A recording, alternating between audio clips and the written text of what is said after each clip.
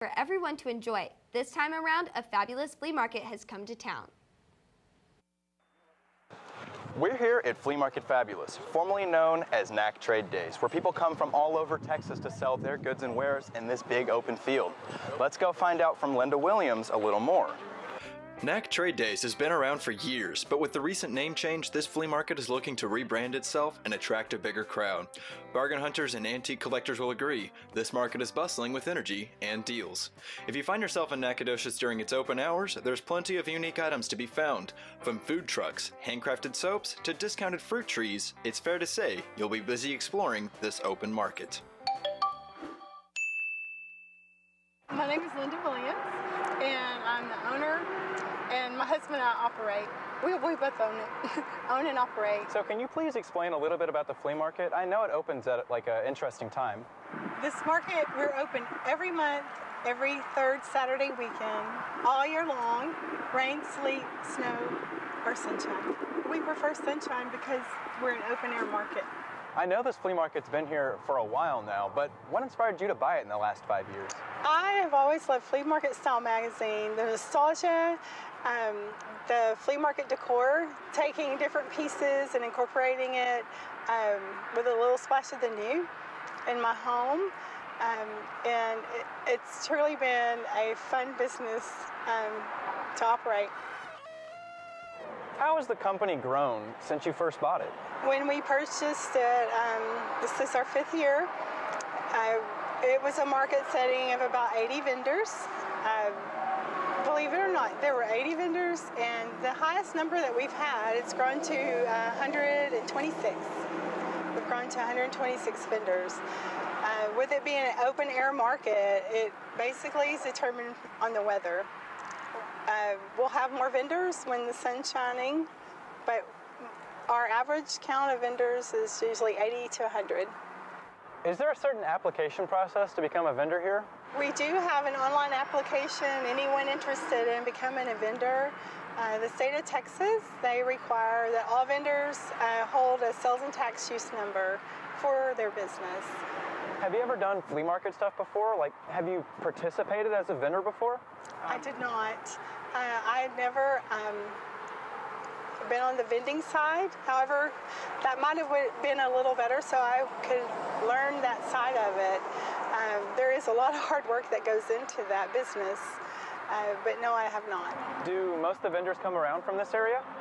We have some local vendors. I would say the Tri-County areas, Carthage, Garrison, Angelina County, and we've had vendors from Michigan up north, the Winterbirds. They'll come through, maybe go to different shows in the area, and then on our weekend, if they're open, they have stopped by. What's the most interesting thing you've seen come to the flea market? I guess it's what I'm attracted to are the antiques. There was a washing machine I've never seen before with a crank. I've never seen one of those in person. One fun thing I will say about it, I never know what's out there, and it's exciting to see different things. You can find anything out there. I know you're both still setting up, but I thought I saw some birds over there. Can you explain a little bit more about that? Yes, well, so one of our vendors, they have parakeets that they bring with them. That vendor, they make goat's milk soap, all handmade soaps and shampoos, lotions, and they have pet parakeets. So they bring those in their booth for the weekend. What's been one of your favorite items that you've picked up out here? One of my favorite pieces are the old school lockers. I've left the lock on it. One of the lockers had a lock and it said no name, like it come out of a school. They still have the name tags on them, Lucy, but I didn't cut the lock off of it. I don't know what's behind it. So whenever people come out to this flea market, what can they expect? Well, we have food. We can feed you. We can send you home with beautiful things, collectibles. If you've never been to a flea market and you're interested in coming to one, Flea Market Fabulous is open every third Saturday of the month. This has been Tristen Rouse reporting for NAC Edition, and this has been another episode of NAC It Up.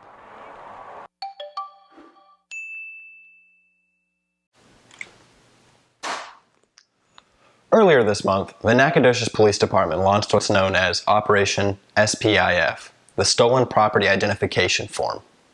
This downloadable document intends to aid those who've had their property stolen returned to them. By having the item's identifiable characteristics on file, such as color, marks, or even stickers, the NPD can potentially track your item through a list of databases. These databases go both statewide and national, but the most important piece of information to have is the serial number.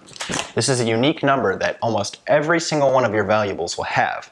Without this number, it'll almost be impossible to figure out if it's yours or not.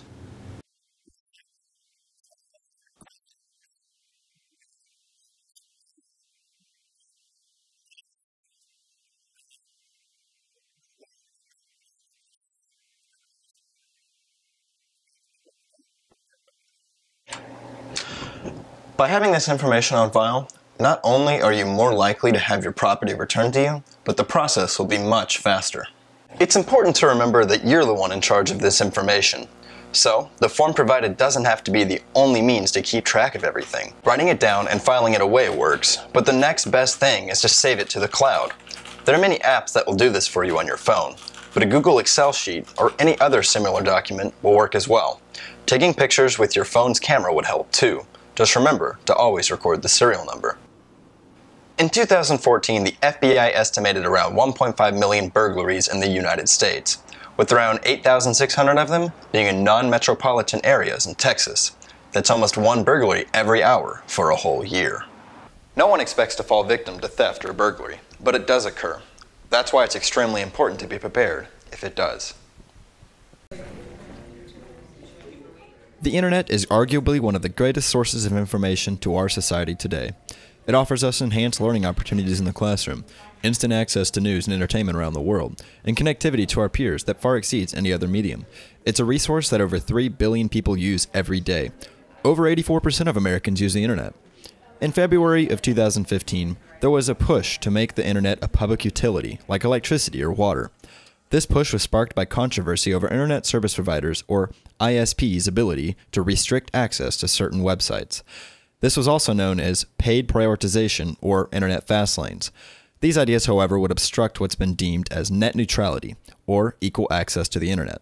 Tom Wheeler, the Federal Communications, or FCC's chairman, changed the laws in 2015 and reclassified the Internet as a telecommunications service under Title II of the Communications Act of 1934. This set some ground rules for ISPs to follow from then on. They called this ruling the Open Internet ruling. With so much talk over the internet, some might wonder, why do a staggering 46 million Americans not use the internet? It could be a number of factors such as lack of infrastructure, cost, and a disregard for it completely. As it turns out, those living in rural areas are twice as likely as those living in urban or suburban settings to never use the internet. Over 2 million households in Texas do not have internet. In fact, East Texas is one of the densest regions in Texas that has discrepancies in its access to broadband internet. It should be noted that broadband internet only qualifies as such if it meets the 4 to 25 megabits per second download speed, as stated by the FCC. Here's a better explanation. Internet is usually measured through upload and download speeds. The most common one that you'll see is megabits per second, which is basically how much information can travel to your computer per second. The download speed will affect the things that you stream, how long it takes to load websites, so the higher it is, obviously the better. Stephen F. Austin State University is very fortunate because they have a line that transfers 10 gigabits per second, which is 10,000 megabits per second, from Houston. It's a fiber optic cable, which is one of the fastest means of transferring information in today's digital age. As you can see from this map on connectedtexas.org, large portions of East Texas have 0.06 to 8.49% of households per square mile without access to broadband internet. Some smaller areas show 85% without access. Albeit, there may be fewer total households in these areas, and thus a bigger percentage won't have access, but the point still stands. Are these households affected by not having internet?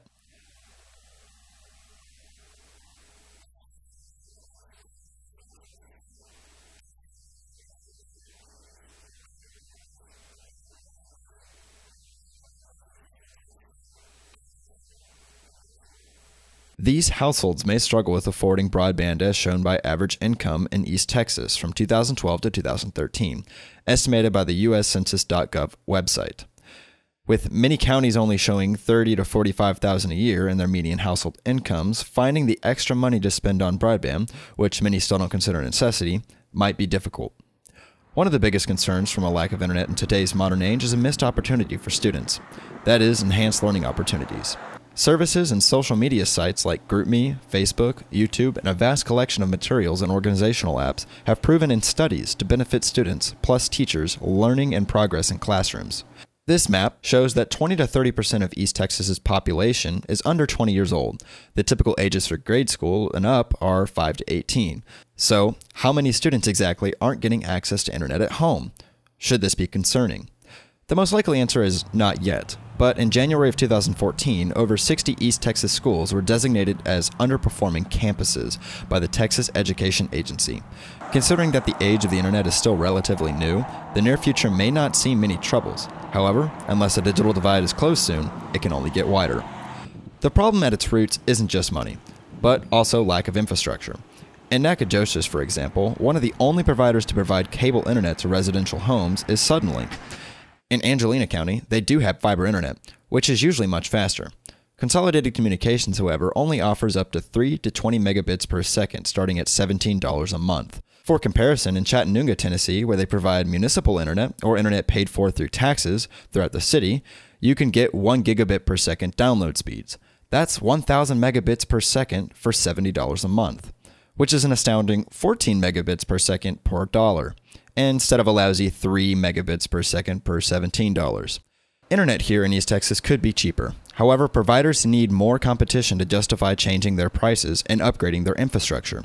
A professor here at SFA believes technological advances will make upgrading much easier to do in the future. Well, there's technologies we keep seeing on the horizon that are going to do things like, right now the range for wireless is measured in meters and feet.